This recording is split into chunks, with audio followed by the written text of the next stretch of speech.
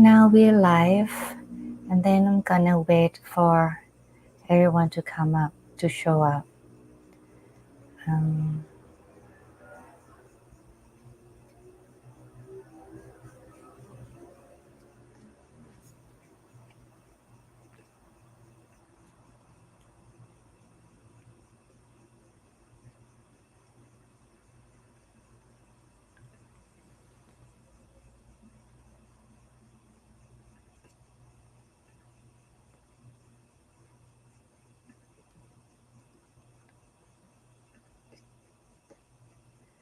okay.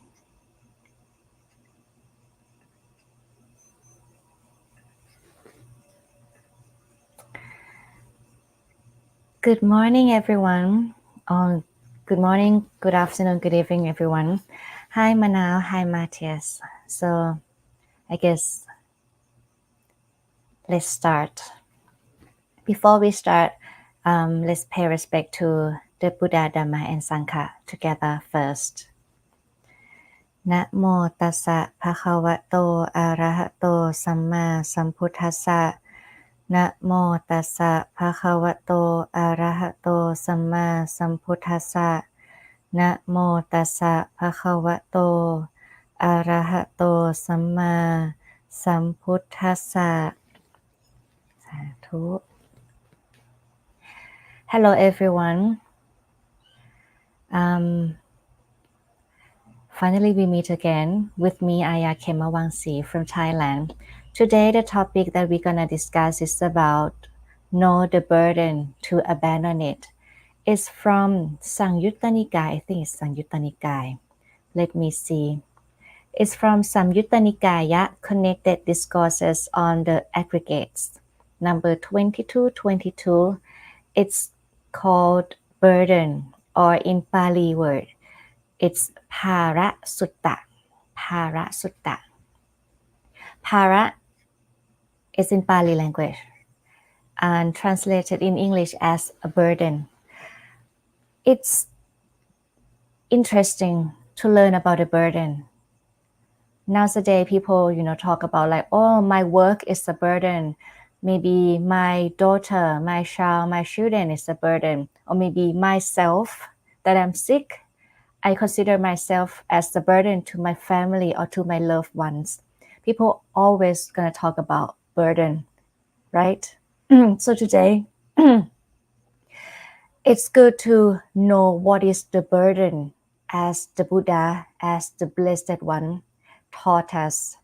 And also, once we know about the burden, about who is the carrier of the burden, what is taking up the burden, and what is letting go or laying down of the burden. So we know what is it and how to abandon it. Because we have the right knowledge, so we have the right solution to solve the problem, right? So now let's begin with the Bhārasutta, the burden. Namaste, Pante. I think it's Pante, Sukshan, and hi, Luisa. Okay. Let's start. The burden from Samyutta Nikaya, 22.22, Bhārasutta. Hi, Jim McCarty, greeting from Ireland. In this sutra that I have attached the links for you all, so you can, read together with me. In this sutra, the Buddha at that time stayed at Savatthi, that the Blessed One said this, Bhikkhu, I will teach you the burden, Bhāra, the carrier of the burden, the taking up of the burden, and the laying down of the burden. Listen to that. So in this sutra, we're gonna learn together 4 main topics, right? 4 subjects, right? What is the burden? What you think, for example, you think like your family, your work, your project, your presentation, your children, or even yourself is the burden. Is it right? And also, who is the carrier of the burden? Is it you or not? What is the taking up and what is the laying down of the burden? The first one, The Buddha say, what is the burden? The answer is the 5 aggregates that are subject to clinging. The 5 aggregates are form, feeling, perception, volitional formations, and consciousness that are subject to clinging. So the key word is that are subject to clinging. The Buddha, in the Pali word, he used the word upadhana kanta. Upadhana is just like when you grab onto something and then you hold on to it, not letting it go, cling to it. Normally, the 5 aggregates, the form, feeling, perception, volitional formation, or thinking or thought, and consciousness, it's just like normal thing that, like come together. Sankhata Dhamma is come together. It has, like it form together, come together. And it has 3 characteristics. That is anicca. It's constant flux, right? Transient, gonna change, and is hard to endure, right? And it's also not self. It's like the normal state. It's the natural state of it. The 3 characteristics, anicca, dukkha, anatta. But once you cling on to the 5 aggregates, once you cling on to the feeling, this is my feeling. I feel happy. I feel sad. Don't try to hurt me. You hurt my feeling. Something like that. That is the burden. The burden arises because the feeling that you cling on to and that you think that it's mine. That's my feeling. You hurt my feeling. You hurt my child feeling. Or my thought. I think my idea is better than you. My idea is quite great. You should listen to me. Something like that. So the feeling normally is not self, but suddenly you cling to it and you have like the delusion that you think like that is mine. So that is called the burden. So anything, the form, anything, right? Just like the new mobile phone. And you say like, if it's not yours, if it's not new, something like that, like okay, again. For example, if you just like buy a new mobile phone, normally it's just like the phone, right? And then, oh, this is new for me. That is the form, right? The mobile phone is the form. If it's someone else, and if someone else's mobile phone got stolen, it's just like, oh, I'm sorry for you. And then that's it, right? But if that is the mobile phone and then you just recently bought it, you just bought it and it, oh, so expensive. I really like this phone, something like that. And you have you cling on to it that mine, this is mine, this is new, this is good. So that is the burden for you. Wherever you go, you try, oh, where's my phone? Where's my phone? Oh, I have to, like suddenly normal thing like that become the burden to you. Like you have to know where it is. No one can steal it from you because it's expensive, for example. So the form, the feeling, perception, volitional formation, the idea, the thought, and consciousness, if you cling on to it, then it's the burden for you. Okay, this is the first one. What is the burden? Next, who is the carrier of the burden? The Buddha said, the person, this variable one of such a name and clan. That's it. In Thai, you use like name and surname, right? So what does that mean? The person with the name, with the surname, with the middle name, just any name given to that person. And then you are the carrier of the burden. What does it mean?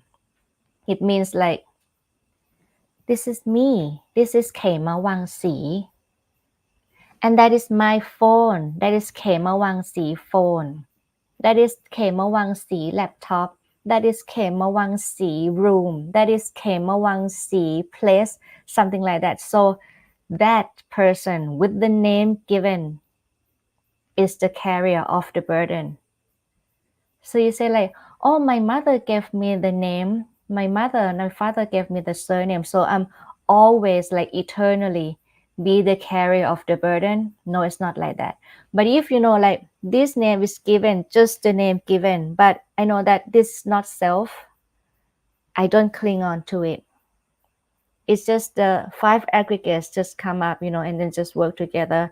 I'm not just like me, I, my, and with the name.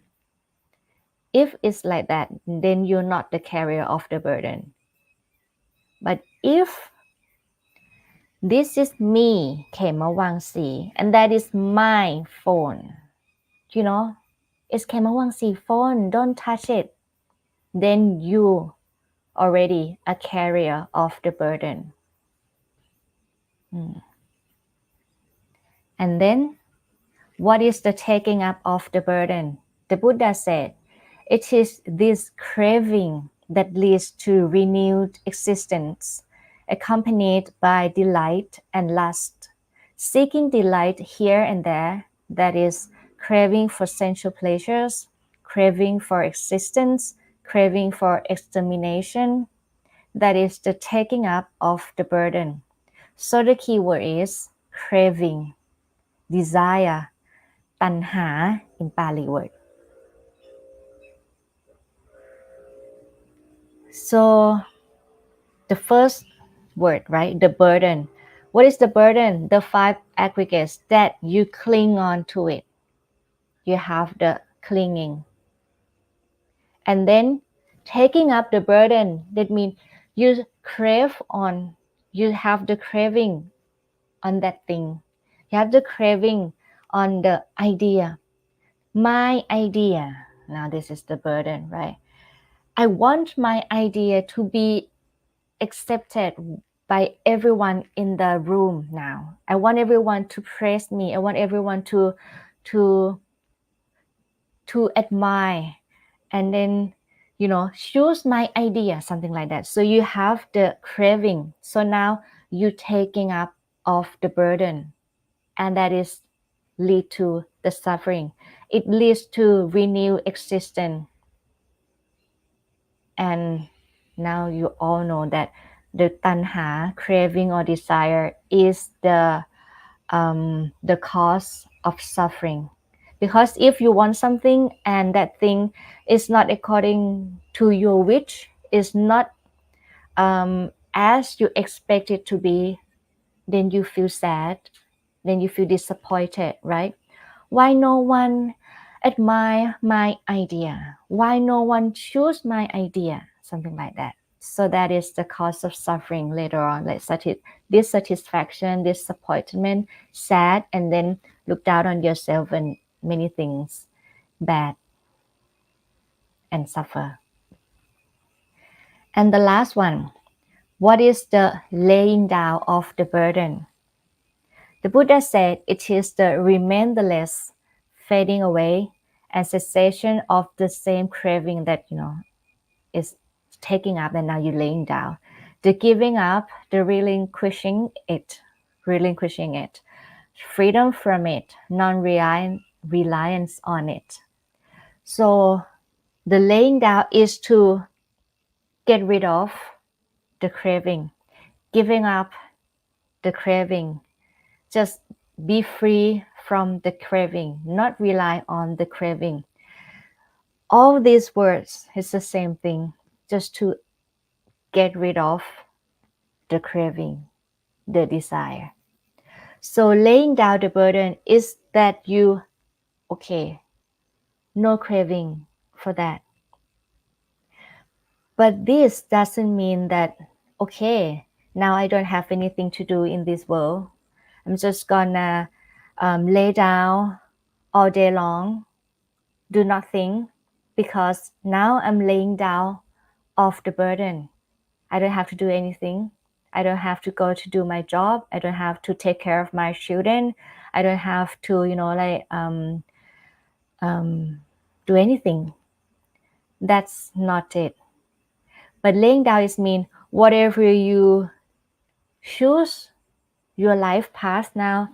For example, if you choose to be a worker, if you choose to be an employee, then you should take the responsibility, take the duty of the employee, right? If you are the employer, then you take the responsibility of the employer. If you choose to be a teacher, then you have the duty of the teacher. If you choose to be, now you don't, oh yeah, you choose to be a student, so you take the duty of the student. So you do the thing according to your responsibility, according what you choose to do in your life, right? The duty and everything like that. But do the duty without taking up the burden, meaning do the duty without craving, expecting, no, not expecting, not craving about it. You can expect things to be this and that, but expect it, but like know in your heart that if it's not like what I expected, that's fine. Normally in Pali word, expectation is another synonym for desire, right? Because you expect something to be this and then you desire, you have the craving for it, right? But the desire or the craving that is the cause of suffering is the desire that you want it to be like this. I want it to be like this. You cannot change it otherwise. It's got to be like this. I want to become like this. I don't want to become like that. So if you have the craving, you have the expectation like it's going to be like this, then it's the cause of suffering. But you say like, I expect it to be like this. I just like have the motivation. I have like the, yeah, you can say the desire, but it can change because of many factors. I know it can change. It's okay for you to have the just like, yeah, desire. I wish to be a good person. I wish to make a good job for this presentation. But I know there are many factors around it. So I'm going to do my best. I'm going to try my best. If I can do good, that's good. If I cannot do, the outcome is not that good, so it's okay because I try my best. Something like that. If you have this kind of idea, that expectation, that desire, is not really the cause of suffering because you know how to, like how to adjust the thought, like, okay, just let it be.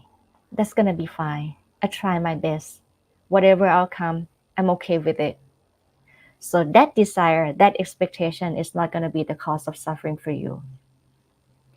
So that's it. This sutra is quite short. After the Buddha talked about the burden, the carrier of the burden, the taking up and the laying down of the burden, and then he said this. The five aggregates are truly burdens. The burden carrier is the person. Taking up the burden is suffering in the world. Laying the burden down is blissful. Having laid the heavy burden down without taking up another burden, having drawn out craving with its root, with its origin, one is free from hunger, fully quenched. And that's it for the Bhārasutta. As I told you, it's quite short, but it's very interesting that we learn together. The thing that I would like to point out again, the first one, the burden. What is the burden? The Buddha said, 5 aggregates that are subject to clinging, right? The carrier of the burden is any person of such a name and clan, name, surname, just any name given, and then that's mine, that is Khemavamsi's, for example, that is Michael's phone, something like that. Taking up of the burden is to have the craving for it. Laying down of the burden is no more craving for it.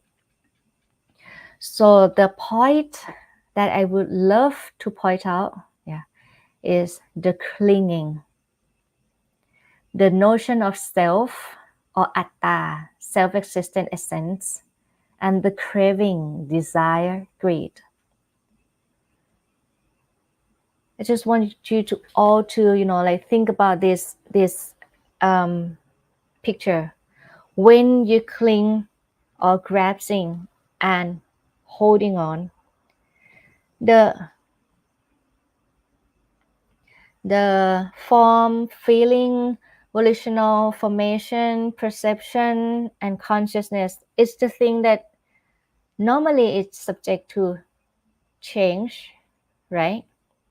Anicca, dukkha, anatta is not self. You cannot say like, now, Khemavamsi, think about this. No, you have to think about this. No, yes, no. It's not like that, like you cannot control, like think about this all the time because we have the feeling, we have the perception, or the feeling arise, perception arise, volitional formation arise according to the context, right? If the context change, the feeling, perception, volitional formation just change according to it. Like for example, when you see flower, then you have one feeling, one thinking, and one perception, right? But when you see the cow poop, and then it's different feeling, different perception, different volitional formation, different thinking. Okay, I'm gonna do about this, blah blah blah, right? So all the 5 aggregates normally is not the burden if you don't cling on to it. But if you cling on to the 5 aggregates, that means it's gonna be the burden for you. For example, if you see a cat walking, down the street, oh, that cat is cute, and then you drive by because it's not your cat, right? So, oh, little cat, okay, that's fine. But if that is your cat and your cat got hit by the car, and that is the burden for you, that is the no, hang on.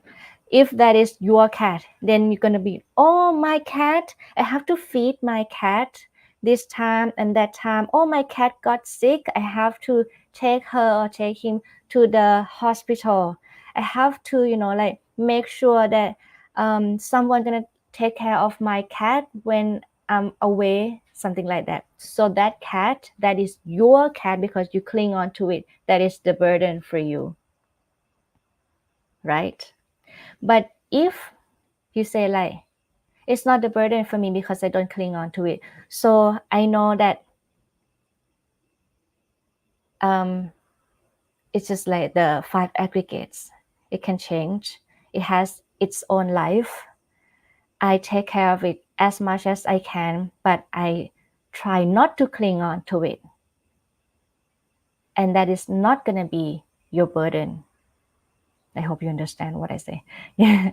And then the carrier of the burden is just like you, like, okay, me, you have the notion of self, the notion of atta, the self-existent. Normally, the Buddha always taught about not self, right? If you have the self, that means avijja, delusion, because everything is not self, anatta. So if you think I, me, my, you, her,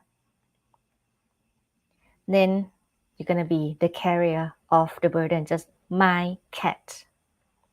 And taking up the burden, it's just like when you see, taking back to the example that I mentioned, that when you see the cat walking down the street and then it got hit by the car, if it's someone else's cat, it's just like, oh, I feel sorry for it, and that's it.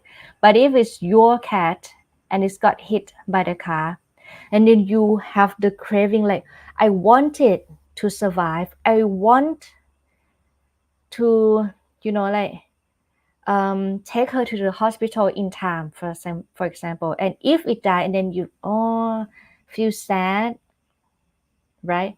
So that is mean taking up the burden. You have to craving of something or someone, and then laying down is just like try to have no more craving. Like, yeah, it's something like the let go.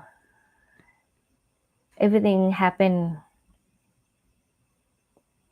yeah, for a reason, and everything just according to the karma, according to the action and consequences. You can help with the loving kindness, with the compassion, but if you cannot help the cat and then the cat die, and then you're gonna like equanimity, that's just like, okay, you have your own karma, and then that is your time to die. I'm sorry for you, but I'm not gonna be cling on to the notion of crave for you to be like that or to become like this and like that, for example. So the keywords for this is about clinging, about self, and about craving. That is gonna make you have a burden in your life. Yeah. I wanna give you one more example. For example, just like the plant, when you try to plant the tree, it's just like whatever you need to do, like your job, your student, your pet, or anything, just like you do it because you choose to do, right? I choose to plant, I choose to be a mother, I choose to be a student, I choose to be a worker. And then you have to take the responsibility of that. You have the duty. Just like the Buddha said, Sinkhalaka Sutra, I think, I don't remember the name.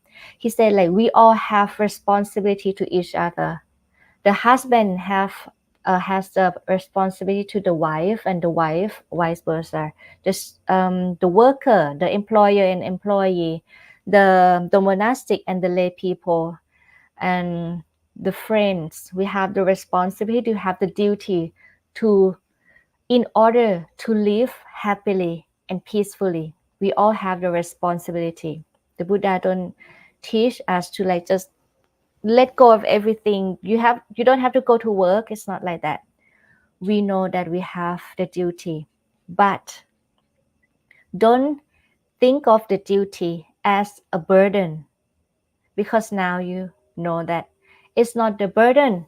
You don't have to carry on to the burden if you don't cling on to it, if you don't crave or desire or want it to be like this, like that.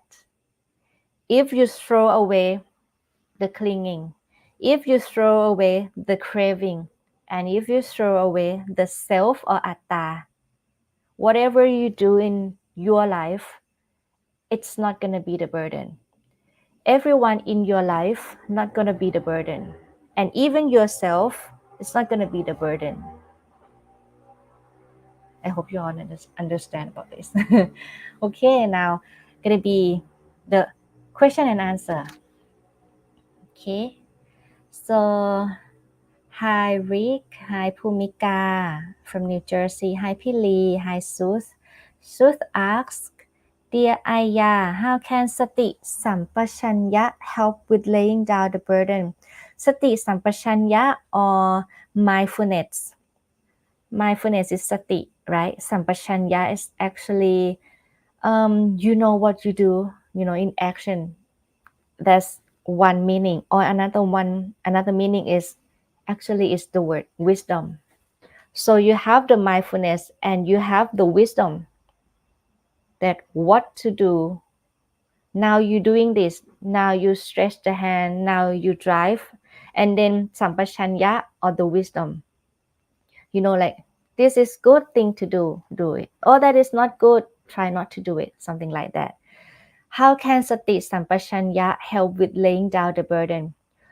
When, like, in order to acknowledge that clinging arise, craving arise, this is the self delusion. When you can acknowledge it, that means you have sati, you be mindful. When you're not mindful, you don't really know, like, I'm angry, I want that. That is desire. If you don't be mindful, if you don't have sati, you don't know about it. But if you have sati, if you are mindful enough, then you know, oh, craving arise, clinging. Now I want to grab some and I'm gonna hold on to it. Oh, this is not good. The mindfulness arise. And then sampashanya, this is not good. It's gonna be the cause of suffering. Get rid of it. Clinging arise, get rid of it. Maybe not 100% get rid of it. If you like 100% be able to get rid of the clinging, the self, the craving, then you're gonna be the enlightened one, the perfected one, arahant.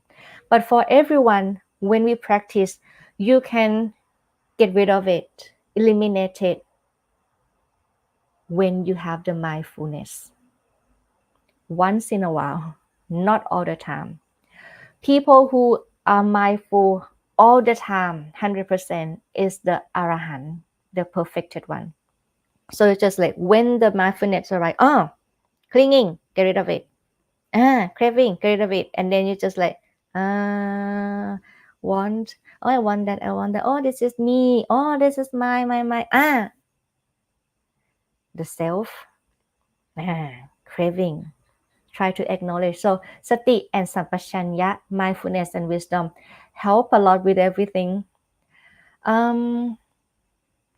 There's one Dhamma about sati and sampashanya. The Buddha said sati and sampashanya is the Dhamma that protect the world.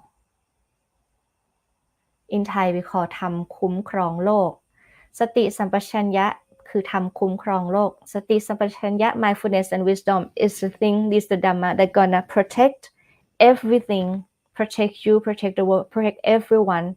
Because when you are mindful and when you have the right wisdom, then you know, like, this is not good, get rid of it, get rid of it. This is good, cultivate it, something like that. Matthias, right, said, thank you, Ayya. Do you think the word clan had more important and specific meaning in the time of the Buddha? Is it okay to expand the meaning, for example, to nationality or any group identity? I don't really know about it.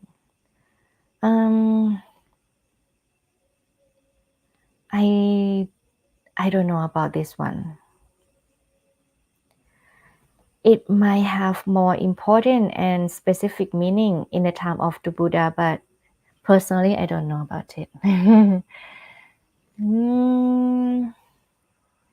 But in Thai, I'm gonna talk about in Thailand. In Thailand, we use นามและโคด it's just like name and surname. When you have the notion me อชิรยาสุทธังคกูล that is the notion of self. And if you say like, oh, that is just the panyati, it's just the name, the label, the thing that people, give it for me, but it's not mine. It's just the name, it's just the label. I don't care about this. I'm not the one who's gonna carry it. Oh, that is your house. No, it's not actually mine. It's just the form. It's just the place that I live temporarily, and then I'm gonna die, and then it's gonna be someone else. If you think of, like something like this, and then you not the carrier of the burden. The house is not gonna be your burden, and you're not gonna carry it. That's what I think. Bhumika said nice. Luisa asks, so basically all craving, attachment and desire is dukkha. Dukkha. The dukkha word has a lot of meaning. Anicca, tukkhaṃ, anatta. Tukkhaṃ or dukkha here means like it's in the state that is hard to endure. For example, happiness is dukkha, if you're gonna talk in Pali language. Happiness is dukkha, the Buddha said in one sutra. That means happiness is gonna last long. When you watch one comedy show and then you laugh, and you laugh a lot, and then you hurt your stomach, right? You cannot laugh for like 2 hours straight without pausing. You're gonna pause, you're gonna stop, you're gonna like, no. I cannot laugh anymore. It just hurt my stomach. I have to rest. That means even happiness is in the dukkha state. Dukkha state. That means it's hard to endure. It cannot last long. It's gonna change. Then happiness gonna change to equanimity, and then gonna change to sad, and then change to happy, and then change to it's gonna change. But dukkha has another meaning as suffering, right? So craving, attachment, and desire is the cause of suffering. Okay. Hi, Dharma learner. Good morning, Ayya, and to everyone joining today. Thank you, Ayya, for helping us learn the Dhamma. I look forward each week for your enthusiastic teaching. Thank you very much, Dharma learner. And, hi, Sui, right? Manao said, Ayya, your talks are always presented in such an organized way with the slides. I appreciate all your effort. Today's talk was very beneficial for me, the burdens being related to the 5 aggregates. So this topic is very, I heard a lot of people talk about, my work is a burden. My children is the burden. Even they consider themselves as a burden to the family because they are sick, something like that. So it's good to really learn about the burden, that it's actually not a burden if you don't cling on to it. You're not going to take up the burden if you don't crave, you don't have the desire, want it to be like this. I want my body to be healthy all the time. You cannot wish that. This body is subject to sickness anyway, right? Not to this sickness, not to this disease gonna be that disease. You're gonna have the sore throat and then you hurt the muscle. You cannot wish the body to be healthy. You cannot wish the cancer to be like eliminate right away. It's gonna work like that, right? So if you know, and if you let it to be like, now the cancer is here, then they have to have the solution. They have to go to the doctor and have to eat good food maybe, and then you have to detox the mind, to really have the happy heart, and then have the cure from inside, something like that. So you have to adjust whatever's going on according to the situation, without craving, without wanting to be like this, like that. That's going to be burden. But if it's just like, okay, let it be, and then that's it, and then you can live your life without taking up the burden. So it's good to know. Manasseh very closely reminds me of the Four Noble Truths. There is more clarity now. Thank you. Sud asks, how does one establish sati since the mind isn't always compliant?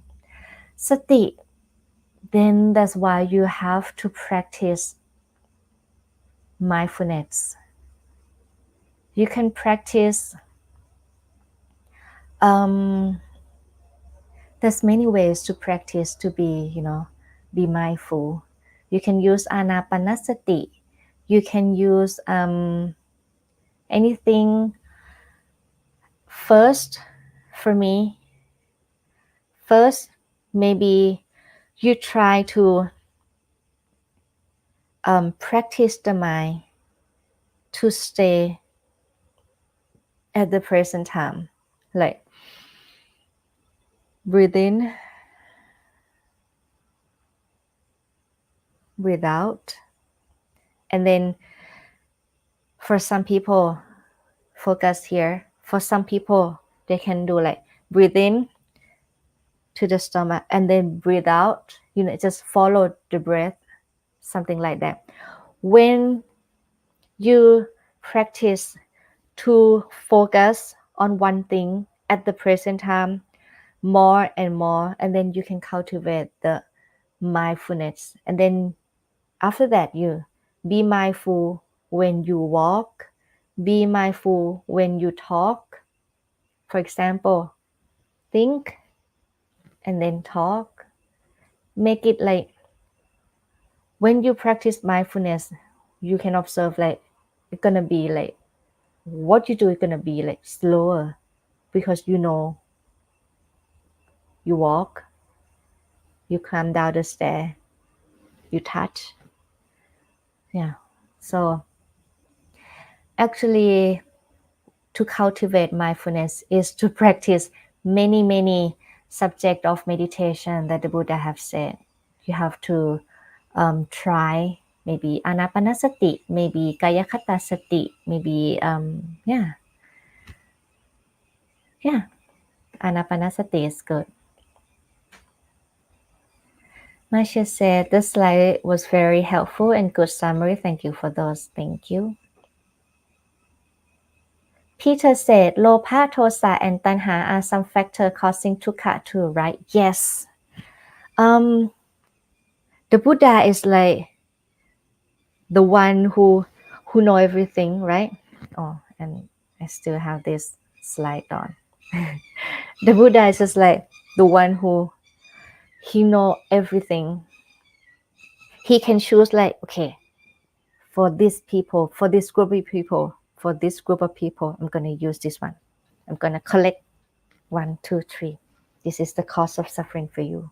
Lopa, Tosa, Moha. Actually, Lopa, Tosa, Moha is the 3 roots of Tukha, of suffering. Yes. But in one sutra, he said like, oh, I'm going to use just the craving. When you have the craving, that means you have delusion. Actually, Lopa and Tanha is the same thing. Actually, Lopa, Tosa, and then Moha. Hatred, greed, yeah, and then delusion. Or craving, desire, aversion, hatred, and then ignorance. So there's many words. And these three are the cause, are the roots of suffering. Johan said, it seems the key to transforming your perspective around burden is learning how to deal with and how to endure pain. Thank you for your presentation. It was very clear. It's just to, I like the word transform your perspective. It's about what you see things. For example, I just gave the Thai Dhamma talk. People ask about ปัญหา ปัญหา is like the problem. ปัญหา in Thai is the problem. How to manage the problem, how to solve the problem. Yeah, the Buddha said, you can solve the problem like blah, blah, blah. There are many sutra about it.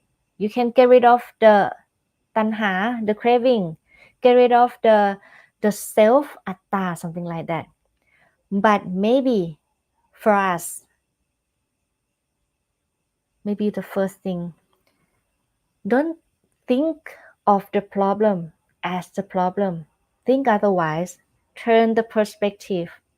It's the challenge. It's the test.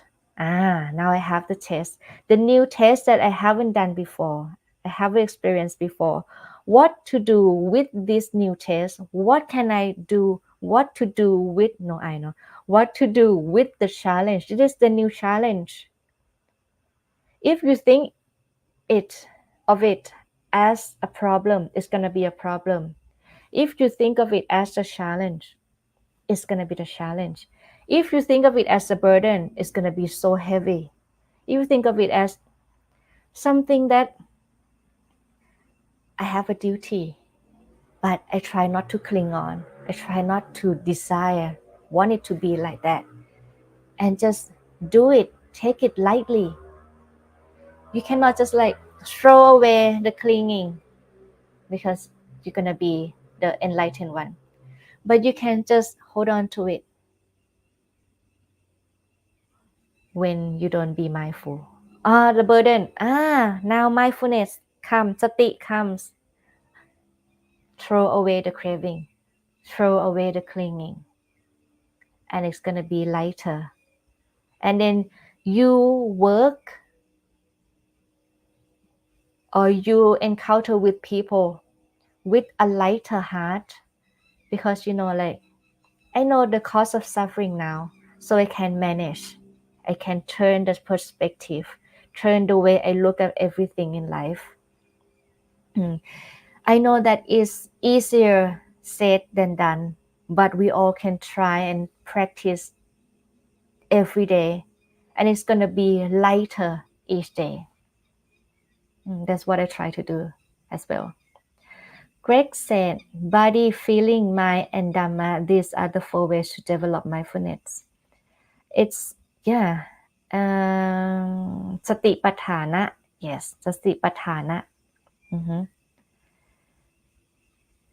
Okay, Peter said, thank you for correction. I want you to see this slide one more again. Like, I think I haven't mentioned or finished talking about this. Just like when you plant a tree, you know that you choose the tree, you choose to plant the tree, right? But in order for the tree to grow, it has many variables, it has many factors for it to grow, right? Sunlight, temperature, rain or moisture, soil nutrients, location, weather, pests and diseases, pollution. There are many factors for it to grow. So for something just like the work, just like the children, just like people, there are many factors around it. So just let the children, grow on their own. You can take care of them. You provide the nutrient, the soil nutrient. Like put it into the good location with the sun, with the sunlight, with the rain. Try to avoid the pest and the disease. But for it to grow, it's up to them how they're gonna grow. If you think of it like this, it's not gonna be the burden for you. You provide all the environment for the work, for the presentation you're gonna present to your coworkers, for everything you do in your life. I provide what I can do for now according to my knowledge, according to my strengths at that moment. But whatever gonna occur, whatever gonna happen, it's up to many factors beyond your control. So if you can learn and then know about it, it's easier for you to accept the outcome. And everything you do is not going to be the burden for you. Yeah, I like this. I like this example because now, actually, I try to take a picture. Now we have like we try to plant the tree. This is from like the big tree. I don't know the name in English.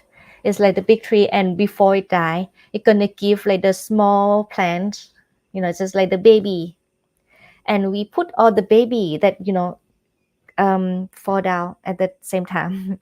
We put the baby into like to the pot, and then we put in the same place that have the light. We water every day, even though we put in the same place, water at the same time, with the light, with the moisture, just the same thing, because just like all together. But they don't grow at the same speed. Some plants just like this, some plants just like this. It's just like, why you're so tall and why this is still tiny? So now I think like, oh, we can learn the Dhamma from the nature. See, you cannot force it to grow at the same speed. Even though you provide, you give it, like you place it to the same location. You try to avoid like the pest, the disease, no disease. You give like the same soil from the same like package. Water at the same time. We have the sunlight, but it doesn't grow at the same speed. If you have the craving, why don't grow at the same speed? Then I can give to someone else. It's gonna be the cause of suffering for you, because you cannot control anything. Anatta, it's not self, it's not you to control. Even you cannot control your own self. Think like this, feel like this. So you cannot control anything. Just let it be the work of the nature. Let it be the work of many factors. And if you can change the perspective, if you can think like this, the life is gonna be easier. The life is not gonna be so not that suffering. The Buddha talked about suffering, yes, but he wants you to know like it's normal. It's the normalcy. It's normal for the life. Everyone encounter with suffering, but don't live with suffering. With suffering, you have to this is suffering occur. Find the cause of suffering. Get rid of the cause of suffering, and then you will reach the happiness. The nibbana, nirvana, is the supreme happiness, right? The full liberation. So the Buddha doesn't encourage us to live with suffering. He wants like this is normal in life. Find the cause of suffering. Get rid of the cause of suffering. And then live. If he wants us to live with suffering, then he won't gonna teach you all the prama vihara, right? Loving kindness, compassion, like gratitude, mudita, and then equanimity. So we know the suffering, find the cause, and then get rid of the cause of suffering, and live with the the full liberation, with love and kindness, something like that. Dhamma learner said, Ayya, is it possible to donate to your current place of residence? It is possible. Actually, Vivian have done it. Is there a link for lay people being in the USA? I think what Vivian did is to wire the money to the bank in Thailand. So yeah, I can give you the email address, so you can write me an email, and then I'll give you the information that I gave to Vivian. Okay, any more question? And you all can go and have a look at the what I stay now. What I stay now is this place. Actually, we have the English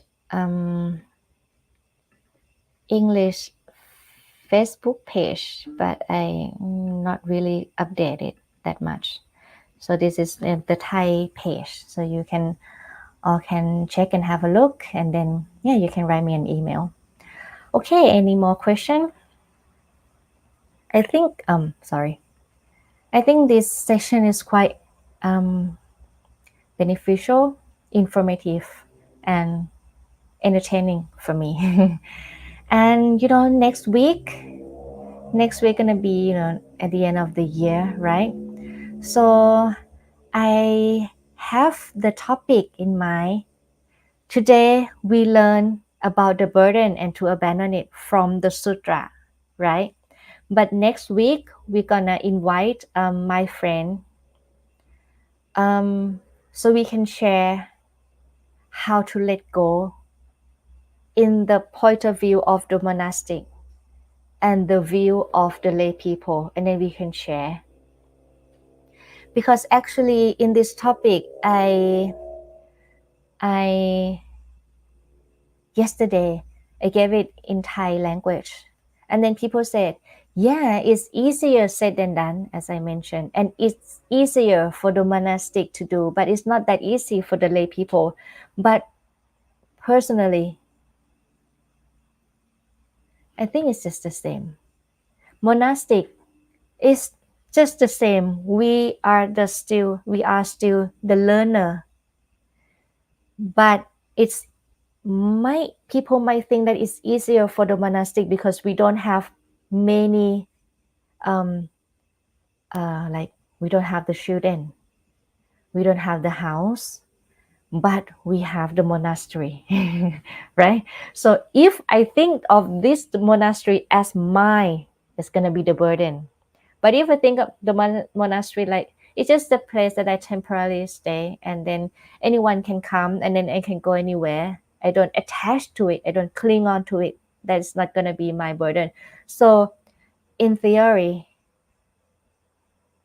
monastic and lay people should think of it just like the same, have the same view on how to let go and about the burden. But as the lay people said, no, it's not the same. So next week we're gonna talk about it, and also you all can come and join. It's just like the question and answer session again, and then we're gonna talk about how to let go in the view of monastic and for lay people, and also how to like have the fresh start of the new year, have the right understanding with the mindfulness and with the loving kindness. Mhm. And that's what we should all do, right? Okay, Niranshan here said, Bhikkhuni, I'm from Nepal, Buddha's birthplace. Sadhu, sadhu, sadhu. Any more question? If you don't have any more question, then I'm gonna go back to this one, this slide before we finish everything here. Whatever we talk in this session, please go back to this. Remind yourself that the burden is the 5 aggregates that are subject to clinging. The carrier of the burden is any person with such a name and clan. The taking up of the burden is craving. The laying down of the burden is no more craving. So what you should be mindful is, is the clinging arise? If the clinging arises, if you try to grasp and hold on to anything, be mindful and then try to get rid of it. Otherwise, that thing gonna be the burden for you. And then you should be mindful about the self notion. The Buddha talk about anatta, not self. You cannot control. If me, my, I arise, try to let go of it. If the craving or desire or the greed and then craving that you want it to be like this, want to become like this. I don't want it like this. If it arises, be mindful, acknowledge it, and then try to get rid of it. Do what you need to do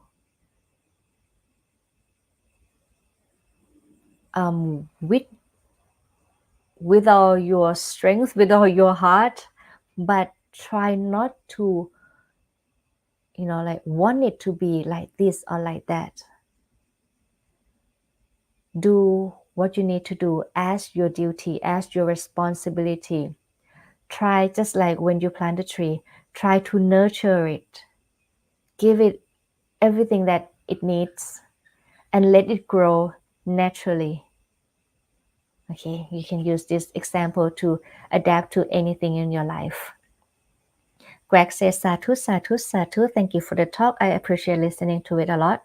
And thank you everyone for coming and to listening to this Dhamma talk. I hope you all learn something that you can, contemplate in your daily life and then try to practice.